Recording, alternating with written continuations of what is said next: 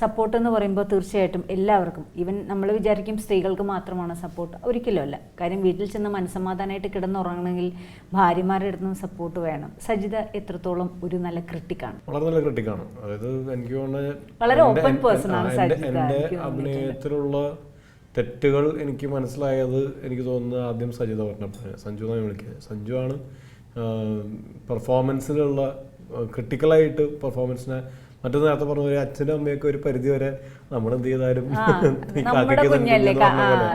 അപ്പോൾ നമ്മൾ ചെയ്തതൊക്കെ ശരി എന്നുള്ള രീതിയിൽ തന്നെയാണ് ഇതുവരെ നമ്മളടുത്ത് പറയുന്നത്. വല്ലപ്പോഴൊക്കെ അച്ഛൻ വല്ലപ്പോഴും പറയാറുണ്ടെങ്കിലും കൂടുതലും നല്ലത് തന്നെ പറഞ്ഞിട്ടുള്ളൂ. ഇപ്പോൾ സ്കൂൾ കാലഘട്ടത്തിലായാലും കോളേജുകളിലും എല്ലാം നല്ലതുകൾ മാത്രം, കാരണം എല്ലാവർക്കും നമ്മുടെ സ്വന്തം കുട്ടി എന്നുള്ള രീതിയിൽ തന്നെയാണ് നമ്മളടുത്ത്. അപ്പോൾ പോസിറ്റീവ്സ് മാത്രമേ കൂടുതൽ കേട്ടിട്ടുള്ളൂ, നെഗറ്റീവ്സ് ഇല്ലാത്തതുകൊണ്ടല്ല, അത് നമുക്കറിയാം. കുറേയധികം നെഗറ്റീവ്സ് ഉണ്ട്. പക്ഷേ അത് കൃത്യമായിട്ട് നമുക്ക് പറഞ്ഞു തന്നത് നമ്മുടെ ലേണിംഗ് ആയിട്ട് മാറ്റാൻ നമുക്ക് പറ്റിയാൽ മതി. അത് ആ ഒരു ഒക്കെ ചില കാര്യങ്ങൾ പറഞ്ഞു തന്നത് ശരിക്കും എനിക്ക് തോന്നുന്നത് സഞ്ജുവാണ്.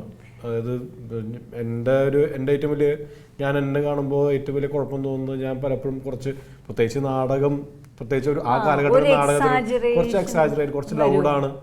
ഞാൻ ജനറലി ആസ് എ പേഴ്സൺ കുറച്ച് ലൗഡാണ്. അപ്പോൾ പെർഫോമൻസിൽ ചിലപ്പോൾ അതിനേക്കാളും കൂടുതൽ വരുന്നുണ്ടായിരിക്കും. ഒരു കട്ടയ്ക്ക് കയറ്റി നമ്മൾ. അപ്പോൾ